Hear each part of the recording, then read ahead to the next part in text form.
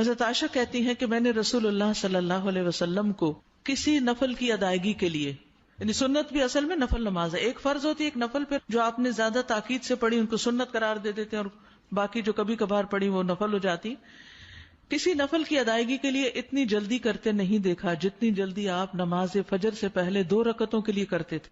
جلدی پڑھتے نہیں تھے، یعنی اس کی ادائیگی کے لیے آپ فکر کرتے تھے.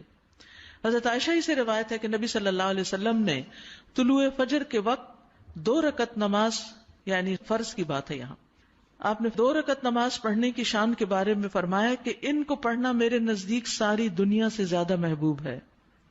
آپ نے فرمایا جو آدمی عشاء اور فجر کی نمازوں میں آ سکتا ہے تو اس پر لازم ہے کہ وہ آئے، اگرچہ اسے گھسٹ کے کیوں نہ آنا پڑے، یعنی گھٹنوں کے بل یا پیٹھ کے بل گھسٹ گھسٹ کے ہی آنا پڑے تو بھی آئے، لیکن آئے ضرور. کیوں؟ اس لیے کہ جو شخص فجر کی نماز پڑھتا ہے وہ اللہ کی حفاظت میں آ جاتا ہے. رسول اللہ صلی اللہ علیہ وسلم نے فرمایا جس نے صبح کی نماز پڑھی پس وہ اللہ کے ذمے میں ہے، اللہ کی حفاظت میں ہے، اللہ کے ذمے ہو گیا. پس اللہ تم سے اپنی حفاظت کے بارے میں کسی چیز کا مطالبہ نہ کرے. کیا مطلب ہے اس کا؟ یعنی جو اللہ کے ذمے ہے اس پر کوئی ظلم نہ کرے اور ظلم کر کے اللہ کے سامنے جواب دے نہ ہو، اس لیے کہ جس سے اللہ پوچھے گا، مطالبہ کرے گا، یقیناً اسے اپنی گرفت میں لے لے گا اور لے کر منہ کے بل جہنم میں پھینک دے گا. اس سے کیا بات پتہ چلتی ہے کہ جو شخص فجر کی نماز کی حفاظت کرتا ہے وہ اللہ کے قریب ہو جاتا ہے، اللہ کی حفاظت میں ہو جاتا ہے. کسی کو حق نہیں کہ اس پر ظلم اور زیادتی کرے. جو اس شخص پر زیادتی کرے گا جو فجر پڑھتا ہے تو وہ دراصل اس ذمے میں خیانت کر رہا ہے جس کو اللہ نے اپنے ذمے لیا ہے، اور پھر قیامت کے دن اللہ تعالیٰ ایسے شخص کو پکڑے گا. یعنی فجر پڑھنے والے کی عزت اور احترام لازم ہے، کیونکہ صرف مومن ہی اس کی پابندی کرتا ہے. بہت سے لوگوں کے لیے فجر کی نماز بڑی بھاری ہوتی ہے، وہ ایک خاص وقت سے پہلے نہیں اٹھتے. کچھ لوگوں کی اکثری قضا ہو جاتی ہے، وہ چونکہ دیر سے سوتے ہیں تو صبح اٹھ نہیں پاتے، تو ان کی حفاظت اللہ کے ذمے پہ نہیں ہے. تو اس لیے بہت ہی فکر کرنی چاہیے کہ فجر کی نماز قضا نہ ہو، یعنی کوئی باقی کر لیں، نہیں، کیونکہ باقی تو پھر ہم جاگ ہی رہے ہوتے ہیں نا، تو اذان بھی سنائی دے دیتی ہے اور وقت بھی پتہ چل رہا ہوتا ہے اور دوسروں کو بھی ہم دیکھتے ہیں پڑھ رہے ہیں تو پڑھ ہی لیتے ہیں. لیکن فجر کی چونکہ ایک ذمہ داری ہوتی ہے اٹھنے کی بھی، اور پھر وقت پر اٹھنے کی، اور پھر مسجد میں جانے کی، تو اس لحاظ سے اس کی حفاظت بہت ضروری ہے. اور فجر پڑھنے والا شام تک اللہ کی حفاظت میں ہوتا ہے. اس میں ایک واقعہ بھی آتا ہے احادیث کی کتابوں میں. اعمش کہتے ہیں کہ سالم بن عبداللہ بن عمر، ابن عمر کے کیا لگے بیٹے اور حضرت عمر کے پوتے، یہ حجاج کے پاس بیٹھے ہوئے تھے. حجاج کے بارے میں سب جانتے ہیں کہ بہت ظلم کرتا تھا. تو حجاج نے ان سے کہا اٹھو اور فلاں آدمی کی گردن مار دو. تو سالم نے تلوار اٹھا لی کیونکہ اس کا حکم تھا مارنے کا، اور اس آدمی کو پکڑا اور محل کے دروازے کی طرف چل پڑا. تو ان کے والد ابن عمر نے ان کو دیکھ لیا جب وہ اس آدمی کو باہر لے کے جا رہے تھے.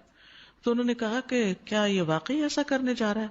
انہوں نے 2-3 بار یہ بات دہرائی. پھر باہر لا کر سالم نے اس سے پوچھا کیا تم نے فجر کی نماز پڑھی ہے؟ یعنی جس کو مارنے کا حکم تھا، کہا تم نے فجر کی نماز پڑھی ہے؟ اس نے کہا ہاں. سالم نے کہا پھر تم جس راستے سے جانا چاہتے ہو چلے جاؤ، اور وہ واپس آئے اور تلوار پھینک دی. حجاج نے ان سے پوچھا کیا تم نے اس کی گردن اڑا دی؟ انہوں نے جواب دیا نہیں. حجاج نے پوچھا کیوں؟ سالم نے جواب دیا میں نے اپنے والد کو یہ کہتے ہوئے سنا ہے کہ رسول اللہ صلی اللہ علیہ وسلم نے فرمایا جس نے فجر کی نماز ادا کی وہ اللہ کی حفاظت میں ہے یہاں تک کہ شام ہو جائے. تو ان کے والد نے ان سے کہا کہ سمجھدار رہو، میں نے تمہارا نام اسی لیے سالم رکھا کہ تم سلامت رہو، یعنی اللہ کے ذمے کے اندر خیانت نہ کرو. تو بہرحال اس سے یہ پتہ چلتا ہے کہ انسان سے بڑے بڑے حادثے، بڑی بڑی مصیبتیں ٹل جاتی ہیں جب وہ فجر کی نماز کی حفاظت کرتا ہے.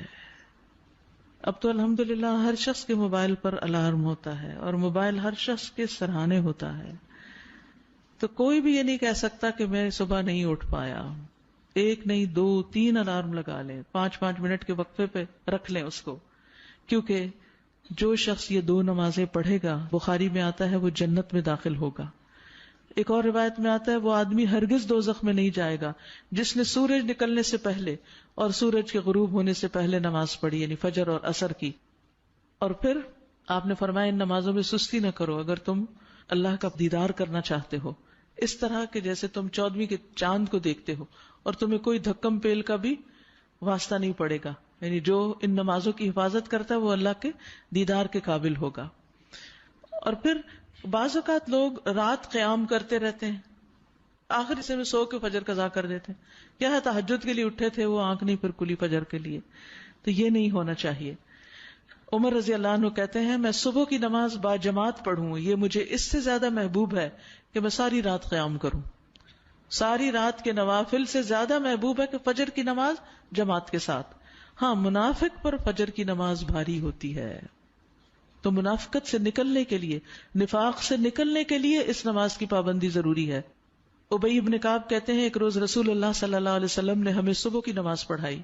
اس کے بعد فرمایا کیا فلاں حاضر ہے؟ لوگوں نے کہا نہیں. آپ نے پوچھا کیا فلاں آیا ہے؟ لوگوں نے کہا نہیں. آپ نے فرمایا بلا شبہ یہ دو نمازیں منافقوں پر سب سے بھاری ہیں، سب نمازوں سے زیادہ بھاری، یعنی فجر اور عشاء.